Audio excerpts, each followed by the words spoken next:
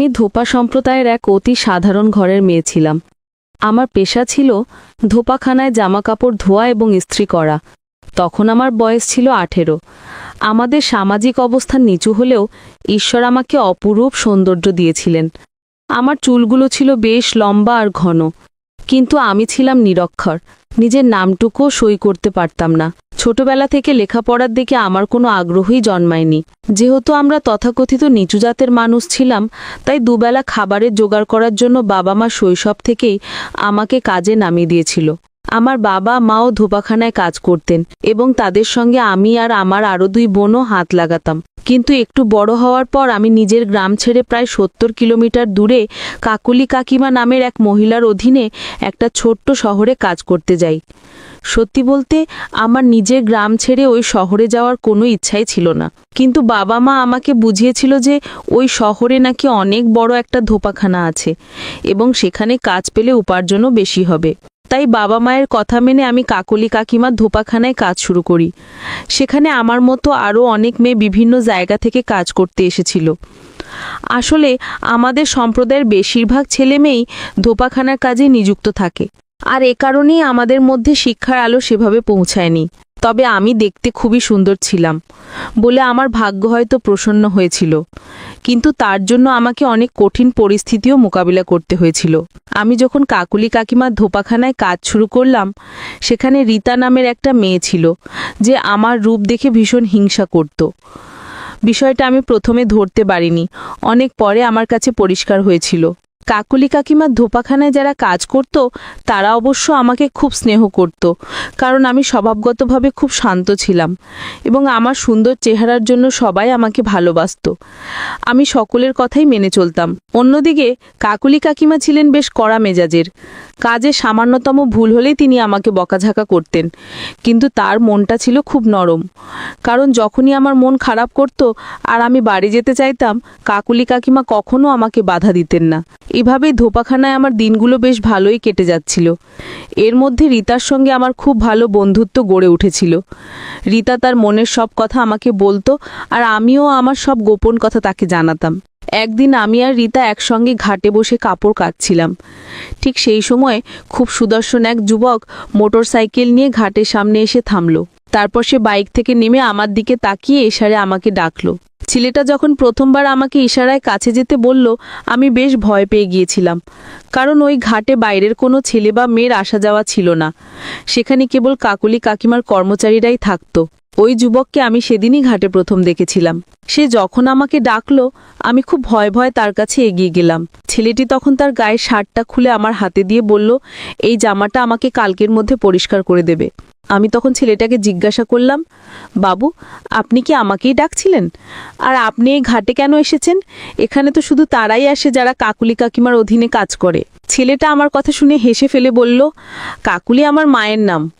আমি রাঁচি থেকে কালকেই বাড়ি ফিরেছি। আমার এই শার্টটা একটা বিশ্রী দাগ লেগে গেছে, তাই মা আমাকে এখানে পাঠিয়েছে। মা বলল তোমরা নাকি খুব ভালোভাবে জামা কাপড় পরিষ্কার করো, তাই আমার শার্টটা ভালোভাবে পরিষ্কার করে দিও।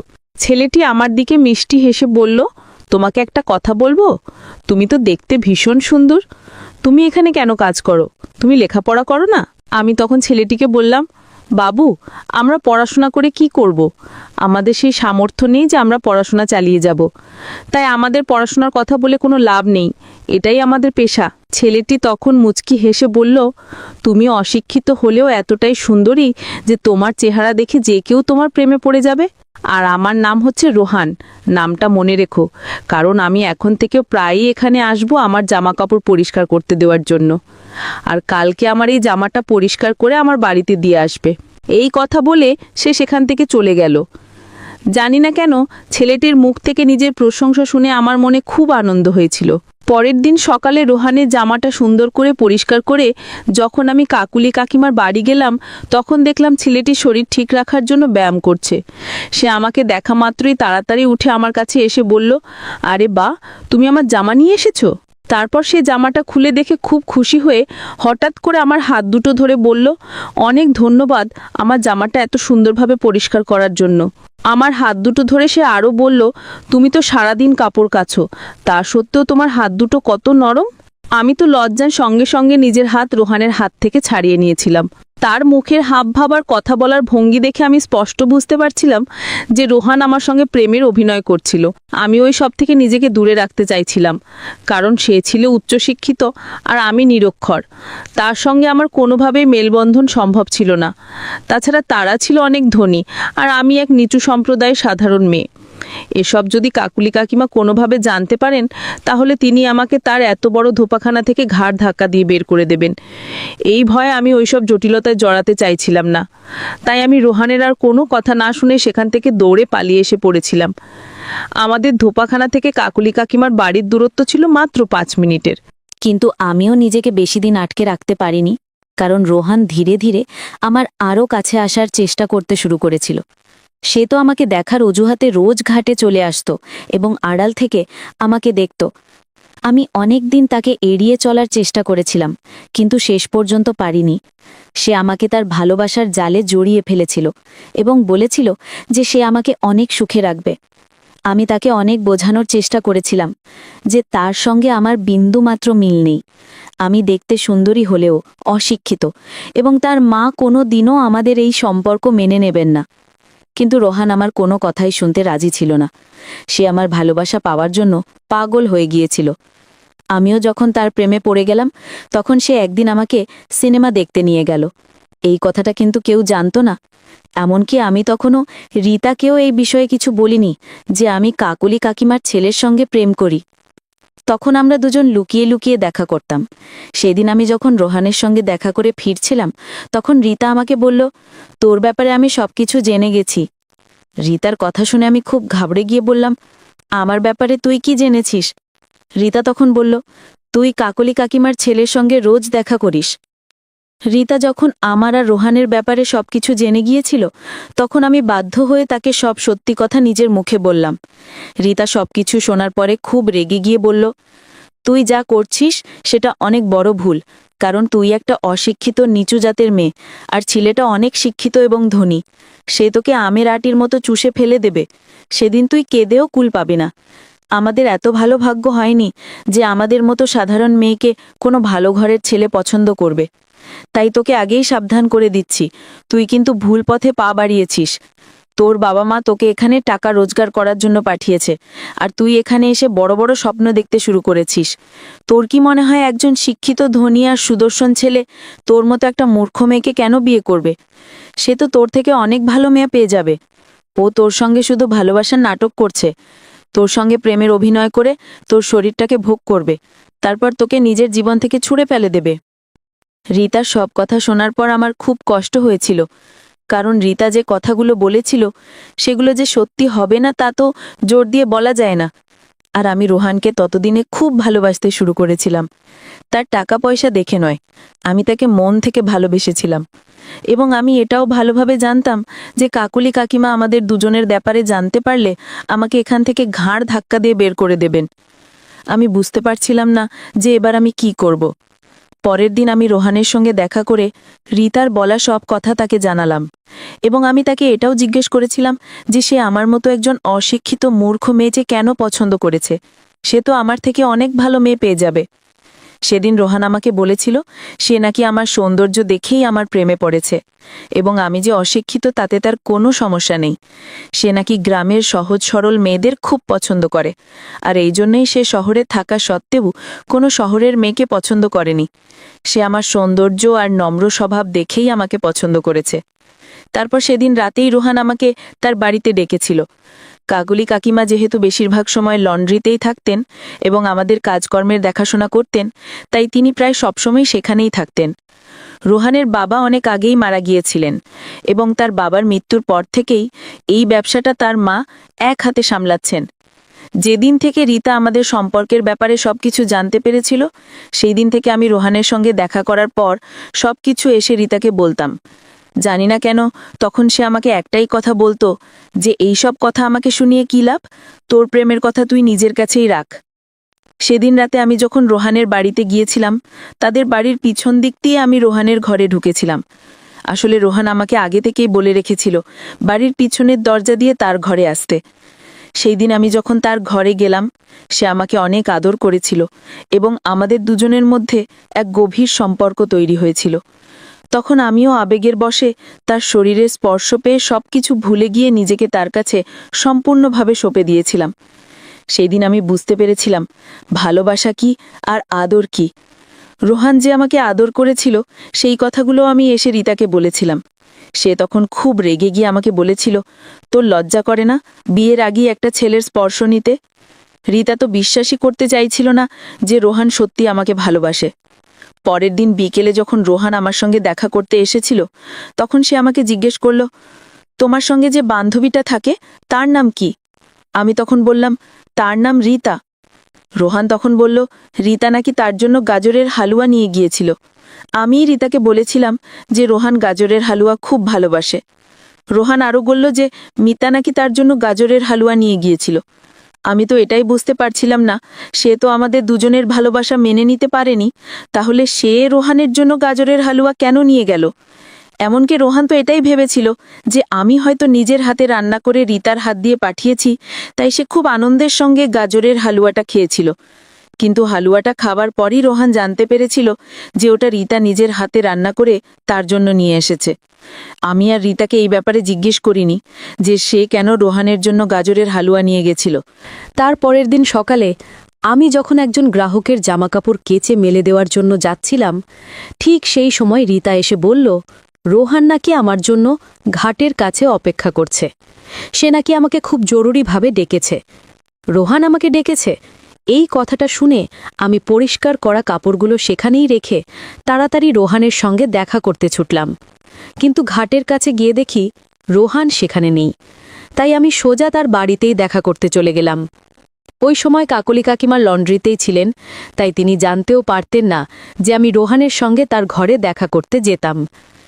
রোহানের সঙ্গে দেখা করে আমি যখন ফিরে এসে জামাকাপড়গুলো মেরে দিতে গেলাম, তখন সেগুলোর অবস্থা দেখে আমার মাথায় যেন আকাশ ভেঙে পড়ল।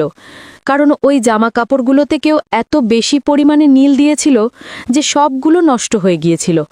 ওই জামাগুলোর মধ্যে একটাও সাদা রঙের ছিল না, আর নীল তো সাধারণত সাদা রঙের জামাতেই ব্যবহার করা হয়। আমি যে জামাকাপড়গুলো পরিষ্কার করে রেখেছিলাম সেগুলোর কোনোটা ছিল লাল আর কোনোটা হলুদ, এবং সেই দামি জামাগুলো সম্পূর্ণ নষ্ট হয়ে গিয়েছিল।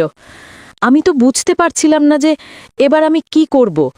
ঠিক সেই মুহূর্তে কাকলি কাকিমা যখন দেখলেন এক বালতি জামাকাপড় নষ্ট হয়ে গেছে, তখন তিনি আমাকে অনেক কড়া কথা শোনালেন। আমার তখন মনে হচ্ছিল কেউ যেন আগে থেকেই কাকলি কাকিমাকে বলে রেখেছিল যে কাপড়গুলো নষ্ট হয়ে গেছে। কাকলি কাকিমা ভীষণ রেগে গিয়ে আমাকে বললেন, তুই যে গ্রাহকের জামাকাপড় নষ্ট করেছিস এটার টাকা কে দেবে? আমি তোর বেতন থেকে এই টাকা কেটে নেব, কারণ তুই যে জামাকাপড়গুলো নষ্ট করেছিস তাতে আমার ধোপাখানার সুনাম নষ্ট হবে, আর আমি আমার ব্যবসার নাম খারাপ হতে দিতে চাই না। তাই এই জামাকাপড়গুলো যেভাবেই হোক তোকে খুব ভালোভাবে পরিষ্কার করতে হবে, নইলে আমি তোকে ছাড়ব না। আর এই ভুল যদি তুই দ্বিতীয়বার করিস তাহলে তোকে আমি এখান থেকে ঘাড় ধাক্কা দিয়ে বের করে দেব। কাকলি কাকিমার কথা শুনে ভয়ে আমি কান্নায় ভেঙে পড়লাম এবং কাকিমার পা ধরে বললাম যে আমি এই জামাকাপড়গুলো খারাপ করিনি, জানি না কে এই কাজ করেছে। কাকলি কাকিমা তখন বললেন, এই কাপড়গুলো কাচার দায়িত্ব তোর ছিল, তাহলে তুই ছাড়া আর কে এই কাজ করবে? কাকলি কাকিমা আমার কোনো কথাই বিশ্বাস করতে চাইলেন না। তিনি আমাকে হুমকি দিয়ে সেখান থেকে চলে গেলেন। কাকলি কাকিমা চলে যাবার পর আমার মনে পড়ল, আমি যখন কাপড়গুলো মেলে দিতে যাচ্ছিলাম ঠিক সেই সময় রিতা আমাকে বলেছিল যে রোহান আমাকে ঘাটে নেকেছে। তাহলে কি রিতা জেনে শুনেই ওই কাপড়গুলো নষ্ট করেছিল, যাতে কাকলি কাকিমা আমাকে বকা দেন এবং আমাকে এই ধোপাখানা থেকে বের করে দেন? আমার তো রিতার উপরেই সন্দেহটা দৃঢ় হচ্ছিল। সবকিছু বুঝতে পেরে আমি যখন রিতার কাছে গিয়ে জিজ্ঞেস করলাম যে সে কেন আমার সঙ্গে এমনটা করেছে, কেন সে আমার পরিষ্কার করা কাপড়ে নীল দিয়েছে এবং কাপড়গুলো নষ্ট করেছে, তখন রিতা খুব রেগে গিয়ে আমাকে বলল, আমি কেন তোর গ্রাহকের কাপড় নষ্ট করতে যাব? আর তোর কাছে কোনো প্রমাণ আছে যে এই কাজটা আমিই করেছি? রিতা যখন কোনোভাবেই স্বীকার করল না যে এই কাজটা সে করেছে, তখন আমি আর কথা না বাড়িয়ে সেখান থেকে চলে এসেছিলাম। এর ঠিক দুদিন পর আমি যখন সন্ধ্যায় একজন গ্রাহকের জামাকাপড় ইস্ত্রি করছিলাম, তখন হঠাৎ করে বিদ্যুৎ জ্বলে গেল। আমি যখন লণ্ঠন আনার জন্য পাশের ঘরে গেলাম তার কিছুক্ষণ পরে ঘরে ফিরে এসে দেখি আমি যে জামাটা ইস্ত্রি করছিলাম সেই জামার উপরে কেউ ইচ্ছেকৃতভাবে গরম ইস্ত্রিটা রেখে জামাটাকে পুড়িয়ে দিয়েছে। কিন্তু ওই ঘরে তো আমি আর রীতা থাকতাম, বাকি মেয়েরা তো পাশের ঘরে থাকতো। তার মানে এই কাজটাও কি রীতাই করেছে? জামাটা এমনভাবে পুড়ে গিয়েছিল যে সেটা ফেলে দেওয়া ছাড়া আর কোনো উপায় ছিল না। গ্রাহকের জামাটা পুড়ে যাওয়ায় আমি ভীষণ ভয় পেয়ে গিয়েছিলাম, কারণ কাকলি কাকিমা তো এটাই ভাববেন যে আমি বারবার জেনে শুনে ভুল করছি। ওই সময় ভয়ে আমি কাঁদতে শুরু করে দিয়েছিলাম। তখন কিন্তু রীতা ঘরের মধ্যে ছিল না। তাহলে এত জঘন্য কাজটা কে করেছিল? আমার সন্দেহটা আবারও রীতার উপরেই গিয়ে পড়ল। ঠিক সেই মুহূর্তে কাকলি কাকিমা হঠাৎ করে ঘরের ভেতর চলে এলেন। কাকলি কাকিমাকে দেখে ভয়ে আমি ওই পুড়ে যাওয়া শ্যাটটা আমার পেছনে লুকিয়ে ফেললাম। কাকলি কাকিমা এসে যখন জিজ্ঞেস করলেন ওই গ্রাহকের জামাকাপড়গুলো ইস্ত্রি করা হয়েছে কিনা, তখন আমি ভেবেছিলাম কাকিমাকে কোনো অজুহাত দিয়ে বলবো যে এখনো ইস্ত্রি করা হয়নি। কিন্তু আমি যখন হাতটা পেছনে রেখেছিলাম তখন কাকিমা বললেন, তুই আমাকে দেখে কি লুকাচ্ছিস? এই বলে কাকিমা আমার হাত থেকে জামাটা কেড়ে নিলেন। জামাটা যে পুড়ে গেছে এটা দেখে তিনি নিজের কপালে হাত দিয়ে জোরে চিৎকার করে বললেন, সর্বনাশ! এ কি করেছিস তুই? কাকুলি কাকিমা ভীষণ রেগে গিয়ে বললেন, তুই আমার গ্রাহকের জামাটা পুড়িয়ে দিয়েছিস, তোকে তো আমি আর ছাড়ব না, তোকে আমি পুলিশের হাতে তুলে দেব। কাকলি কাকিমার মুখ থেকে পুলিশের কথা শুনে আমি খুব ভয়ে তার হাতে পায়ে ধরে বললাম যে আমি কিছু করিনি এবং আমি কিছুই জানি না যে বিদ্যুৎ চলে যাবার পর এই ঘরে কে এসেছিল এবং কে এই জামাটাকে পুড়িয়েছে। তখন কাকিমা খুব রেগে বললেন, আমি তোর কোনো কথাই শুনতে চাই না, তুই কালকের মধ্যেই নিজের জিনিসপত্র নিয়ে এখান থেকে চলে যাবি। আমি তোর মুখ দেখতে চাই না, কারণ তোর জন্য আমার ব্যবসায় অনেক ক্ষতি হয়ে গেছে। তাই তুই কাল সকালে আমার ঘুম থেকে ওঠার আগেই এখান থেকে বেরিয়ে যাবি, নইলে আমি বাধ্য হব তোকে পুলিশের হাতে দিতে। কাকুলি কাকিমা এই কথা বলে সেখান থেকে বেরিয়ে গেলেন। সেদিন আমি সারা রাত ধরে কেঁদেছিলাম। রাত 12টার সময় আমি রোহানের সঙ্গে দেখা করার জন্য তাদের বাড়ির পেছনের দরজা দিয়ে তার ঘরে গেলাম। সেই সময় রোহান ঘুমোচ্ছিল। আমি তার পাশে গিয়ে তাকে জড়িয়ে ধরে কাঁদতে শুরু করলাম। আমাকে কাঁদতে দেখে সে আমাকে ঝরিয়ে ধরে বলল, আরে শিউলি, তুমি এভাবে কাঁদছো কেন? আসলে আমার নাম শিউলি। আমি তখন তাকে জড়িয়ে ধরে বললাম, তোমার মা আমাকে কালকেই এখান থেকে চলে যেতে বলেছেন। তখন রোহান বলল, কেন? আমার মা তোমাকে এখান থেকে চলে যেতে বলেছে কেন? আমি তখন বললাম, আমি যে অপরাধ করিনি সেই দোষ আমার ঘাড়ে এসে পড়েছে। রাতে যখন আমি একটা গ্রাহকের জামা ইস্ত্রি করছিলাম তখন বিদ্যুৎ চলে যাওয়ায় আমি পাশের ঘরে লণ্ঠন আনতে গিয়েছিলাম। কিছুক্ষণ পর ঘরে ফিরে এসে দেখি গ্রাহকের জামাটা কেউ পুড়িয়ে দিয়েছে। আমার খুব ভালোভাবে মনে আছে যে বিদ্যুৎ চলে যাওয়ার পর আমি গরম ইস্ত্রিটা জামার পাশে রেখেছিলাম, কিন্তু কেউ দুষ্টুমি করে ইস্ত্রিটা জামার উপরে রেখে দিয়েছে এবং আমি এসে দেখি জামাটা পুড়ে গেছে। এই বলে আমি যখন খুব কাঁদছিলাম তখন রোহান অনেক ভালোবেসে আমার চোখের জল মুছে দিয়ে বলল, তুমি এখান থেকে কোথাও যাবে না, তুমি এখানেই থাকবে। আমি কালকে আমার মাকে সব কিছু বলে দেব এবং দেখবে মা আমাদের সম্পর্কটা অবশ্যই মেনে নেবে, কারণ মা আমাকে অনেক ভালোবাসে। রোহানের কথা শুনে আমি তাকে বললাম, তুমি আমাকে সত্যিই বিয়ে করবে তো? রোহান তখন বলল, কোনো সন্দেহ আছে নাকি? তোমাকে যখন ভালোবেসেছি তখন তোমাকেই বিয়ে করব। জানি না কেন সব কিছু জানার পরেও যে কাকলি কাকিমা আমাকে তার বাড়ির বউ করবেন না, তা সত্ত্বেও রোহানের উপর আমার অনেক বিশ্বাস ছিল যে সে যেভাবেই হোক তার মাকে মানিয়ে নেবে। সেদিন রাতে রোহানের সঙ্গে কথা বলার পর আমি চুপচাপ আমার ঘরে ফিরে এসেছিলাম। ওই সময় রীতা জেগেছিল। সে তখন আমার দিকে বিদ্রূপের হাসি হেসে হাততালি দিয়ে বলল, কালকে তো তোকে এখান থেকে চলে যেতে হবে, তাহলে কালকের পর থেকে তুই রোহানের সঙ্গে কিভাবে দেখা করবি? আমি তোকে বলেছিলাম না, তুই নিজের যোগ্যতার বাইরে গিয়ে অনেক বড় স্বপ্ন দেখে ফেলেছিস। এবার দেখলি তো তোর সঙ্গে কত খারাপ হলো। তুই যদি নিজের কাজের ওপর মন দিতিস তাহলে আজ এই দিনটা দেখতে হতো না। তোকে কাল এখান থেকে চলে যেতে হবে। যদি আমার কথা শুনতিস তাহলে আজ তোর সঙ্গে এত খারাপ হতো না। কি জানি কেন রীতার কথা শুনে আমার মনে একটা খটকা লাগলো। তখন আমি তাকে বললাম, তাহলে কি তুই এই সব কিছু করেছিস আমাকে এখান থেকে বের করার জন্য? রীতা তখন ভীষণ রেগে গিয়ে বলল, আমি তো তোর ভালো চাই, আমি কেন তোর ক্ষতি করতে যাব? তোর সঙ্গে বেশি কথা বলে কোনো লাভ নেই, আমি এখন ঘুমোবো। আর এমনিতেও তোর সঙ্গে আর কথা বলে কি হবে? তোকে তো কাল এখান থেকে চলেই যেতে হবে। কি জানি কেন রীতার কথা শুনে আমার মনে হচ্ছিল যে সে যেন মনে মনে খুব খুশি হয়েছে আমার এখান থেকে চলে যাওয়ার কথা শুনে। পরের দিন সকালে আমি যখন নিজের কাপড় চোপড় গোছাচ্ছিলাম তখন কাকুলি কাকিমা আমাকে তার বাড়িতে ডেকে পাঠালেন। আমি তো এটা ভেবেই ভয় পাচ্ছিলাম যে নিশ্চয়ই রোহান তার মাকে এতক্ষণে সব কিছু বলে দিয়েছে এবং তার মা এবার আমাকে হয়তো মেরেই ফেলবেন। তবু আমি ভয়ে ভয়ে তাদের বাড়ি গেলাম, কারণ তাদের বাড়ি না গিয়ে আমার আর কোনো উপায় ছিল না। আমি তো সেখান থেকে চুপচাপ পালিয়েও যেতে পারতাম না। তাই আমি ভয়ে ভয়ে রোহানের বাড়ি গেলাম কাকলি কাকিমার সঙ্গে দেখা করতে। আমি যখন তাদের বাড়ি পৌঁছালাম তখন কাকিমা আর রোহান একসঙ্গেই দাঁড়িয়েছিল। আমি কাকিমাকে দেখে ভয়ে মাথা নিচু করে চুপচাপ দাঁড়িয়ে রইলাম। তখন কাকিমা বললেন, ভূতের ওটো বাইরে দাঁড়িয়ে আছিস কেন? ঘরের ভেতরে চলে আয়। আমি তো এত বেশি ঘাবড়ে গিয়েছিলাম যে আমার শরীর থেকে অনবরত ঘাম ঝরছিল এবং আমি কাকুলি কাকিমার সামনে চুপচাপ মাথা নিচু করেই দাঁড়িয়েছিলাম। সেখানে রোহানও দাঁড়িয়েছিল, কিন্তু আমার তার দিকে তাকানোর বিন্দুমাত্র সাহস হচ্ছিল না। তারপর কাকিমা বললেন, তুই একটা অশিক্ষিত মূর্খ মেয়ে হয়ে আমার ছেলেকে ভালোবেসেছিস। ঠিক আছে, তুই অশিক্ষিত আর মূর্খ হলেও আমি তোকে আমার বাড়ির বউ করব, কারণ আমার ছেলে তোকেই পছন্দ করেছে। তাই আমার কাছে আর কোনো উপায় নেই, আর কিছু করারও নেই। তাই আমি তোকে নিজের বাড়ির বউ করতে রাজি আছি। কাকিমার কথা শুনে আমি তো নিজের কানকেই বিশ্বাস করতে পারছিলাম না যে তিনি আমাকে তার বাড়ির বউ হিসাবে গ্রহণ করতে রাজি হয়েছেন। আমি তখন খুব খুশি হয়ে তার পা ধরে আশীর্বাদ নিলাম। উনি আমাকে আশীর্বাদ করে বললেন, তুই মূর্খ হলেও দেখতে ভীষণ সুন্দরী, আর এই কারণেই আমি রাজি হয়েছি, কারণ একটা গুণ না থাকলেও আর একটা গুণ তো আছে। এই বলে উনি নিজের হাতের একটা সোনার আংটি খুলে আমাকে দিতে চাইলেন। কিন্তু আমি যখন আংটিটা নিতে রাজি হচ্ছিলাম না, তখন উনি ধমক দিয়ে বললেন, আমার কথা না শুনলে কিন্তু গালে চড় মারব, তাই চুপচাপ এই আংটিটা নিয়ে নে, এটা আমার আশীর্বাদ। রোহান তখন চোখের ইশারায় আমাকে আংটিটা নিতে বলল। রোহানের ইশারা বুঝতে পেরে আমি কাকুলি কাকিমার দেওয়া আংটিটা নিলাম। সেদিন আমি ভীষণ খুশি ছিলাম, কারণ আমি তো স্বপ্নেও ভাবতে পারিনি যে আমি রোহানকে এত সহজে পেয়ে যাব। নিজের হাতে সোনার আংটিটা আমাকে দেওয়ার পর তিনি বললেন, খুব তাড়াতাড়ি রোহানকে নিয়ে তোদের বাড়ি যাব তোর আর রোহানের বিয়ের ব্যাপারে কথা বলতে। বিয়ের কথা শুনতেই আমি লজ্জায় সেখান থেকে বেরিয়ে চলে এসেছিলাম। লজ্জায় আমার গাল দুটো টকটকে লাল হয়ে গেছিল। আমি যখন ঘরে ফিরে এলাম তখন রীতা আমার হাসি মুখ দেখে বলল, তুই এখনো এখান থেকে যাসনি? আর তুই এভাবে মুচকি মুচকি হাসছিস কেন? কাকিমা তোকে কি বলেছিল মনে নেই? রীতার কথা শুনে আমি খুব আনন্দের সঙ্গে তাকে বললাম, আমার আর এখান থেকে যাওয়ার কোনো দরকার নেই, আমি তো এখানকার মালকিন হতে চলেছি। রীতা তখন ভীষণ রেগে গিয়ে আমার দিকে এগিয়ে এসে বলল, কী সব আজে বাজে কথা বলছিস? তোর মাথা ঠিক আছে তো? কালকের কথাটা ভুলে গেছিস নাকি?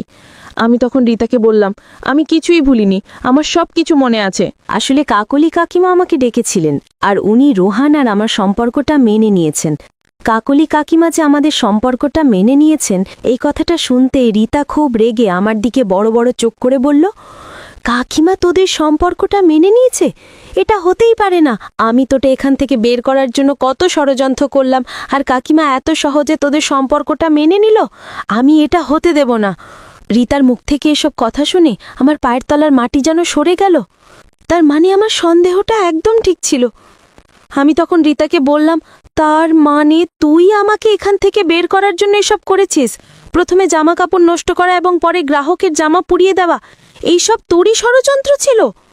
রীতা তখন রেগে দাঁত কিরমির করে আমার মুখের কাছে আঙুল তুলে বলল, হ্যাঁ, এইসব আমি করেছিলাম, যাতে তোকে এখান থেকে ঘাড় ধাক্কা দিয়ে বের করে দেওয়া হয়, কারণ তুই আমার দু চোখের বিষ হয়ে দাঁড়িয়েছিস, আর তোকে আমি এখান থেকে বের করবই। আমি তখন রীতাকে বললাম, আমি তো তোকে অনেক কাছের মানুষ মনে করতাম, আমি তো তোকে খুব ভালোবাসতাম, তোকে নিজের বোন ভেবে আমার মনের সব কথা তোর সঙ্গে বলতাম, আর তুই কেন আমার সঙ্গে এমনটা করলি? তুই কেন আমার ক্ষতি করতে চাস?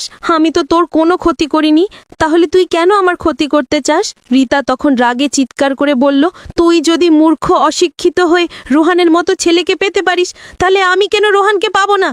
রোহান শুধুমাত্র আমার, আর রোহানের সঙ্গে বিয়ে আমি করব, আর তোকে আমি আমার রাস্তা থেকে সরিয়েই ছাড়বো। আমি এটা দেখতে পারবো না যে তোর চোখের সামনে তোর সঙ্গে রোহানের বিয়ে হবে। আমার খুব হিংসা হয় যখন তুই রোহানের সঙ্গে দেখা করতে যাস। রীতার মুখ থেকে এই জঘন্য কথাগুলো শুনে আমি তাকে বললাম, ছি, তুই এত নিচু মনের মেয়ে? তার মানে তুই আমার ভালোবাসাটা সহ্যই করতে পারিস না? ছি, আমি কোনোদিন ভাবতেও পারিনি যে তোর মনের ভেতর এত নোংরানি ভরা আছে। আমার কথা শেষ হতে না হতে রীতা হঠাৎ করে আমার চুলের মুঠি ধরে আমাকে মারতে শুরু করলো। ও বলল, আজ আমি তোকে নিজের হাতেই শেষ করে দেব, কারণ রোহানকে তো শুধুমাত্র আমিই বিয়ে করব, রোহান শুধুমাত্র আমার। এই বলে সে যখন আমাকে মারতে শুরু করলো, এমনকি সে আমার মুখে হাত ঢুকিয়ে গাল দুটো ছিঁড়ে ফেলার চেষ্টা করছিল।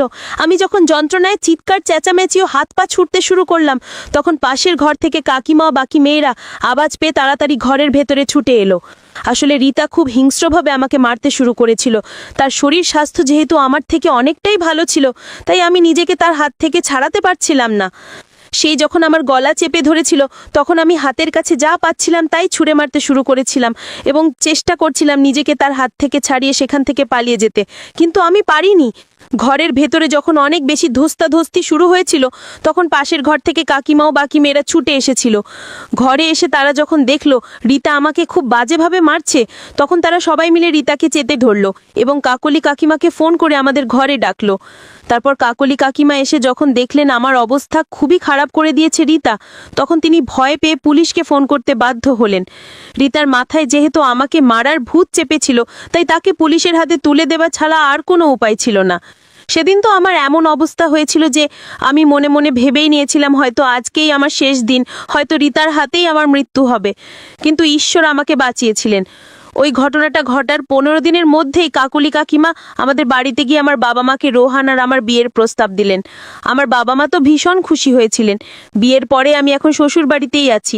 এখন আমি কাকলি কাকিমাকে মা বলে ডাকি। শ্বশুর বাড়িতে আমি অনেক সুখে আছি। আসলে রীতা যখন জানতে পেরেছিল যে আমার সঙ্গে রোহানির সম্পর্ক রয়েছে, তখন থেকেই তার মনে আমার প্রতি হিংসা জন্মেছিল। সে এটা মেনে নিতেই পারছিল না যে আমার মতো একজন অশিক্ষিত মেয়েকে রোহানের মতো একজন সুদর্শন ও শিক্ষিত ছেলে পছন্দ করেছে। তাই সে ভেবেছিল আমাকে ধোপাখানা থেকে বের করে দিয়ে সে নিজে রোহানকে তার প্রেমের জালে ফাঁসাবে।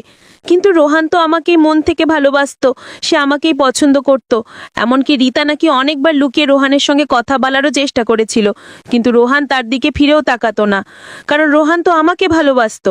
আর রীতা এটা বুঝতেই চায়নি যে ভালোবাসা কখনো জোর করে পাওয়া যায় না, এটা তো মন থেকে হয়, এটা মনের অনুভূতি। তাই জোর করে ভালোবাসা কখনো কারো কাছ থেকে কেড়ে নেওয়া যায় না। এই ভুলটা কখনোই কাউকে করা উচিত নয়। রীতা নাকি এখন জেল থেকে ছাড়া পেয়ে এখান থেকে অন্য কোনো শহরে চলে গেছে, কারণ তার কাছে আর কোনো উপায় ছিল না। এখন আমি রোহানের সঙ্গে অনেক সুখে আছি। রোহান আমাকে অনেক ভালোবাসে, এমনকি রোহানের মাও আমাকে খুব স্নেহ করেন এবং আমিও তাদের অনেক যত্ন নিই। আমার বাবা মা মাঝে মধ্যে আমার সঙ্গে দেখা করার জন্য আমার শ্বশুর বাড়িতে আসেন। আমি তো কোনোদিন স্বপ্নেও ভাবিনি যে রোহানের মতো এত ভালো একজন ছেলে আমার ভাগ্যে জুটবে এবং আমি এত ভালো একজন শাশুড়ি পাবো। এই জন্যেই বলে ভালোবাসা কখনো কেড়ে নেওয়া যায় না, ভালোবাসা তো ভালোবাসা দিয়েই জয় করতে হয়। বন্ধুরা, আজকের গল্পটি এখানেই শেষ করছি। গল্পে কোনো ভুল ত্রুটি থাকলে ক্ষমা করে দেবেন। গল্পটি ভালো লাগলে অবশ্যই লাইক, শেয়ার এবং সাবস্ক্রাইব করতে ভুলবেন না। ধন্যবাদ।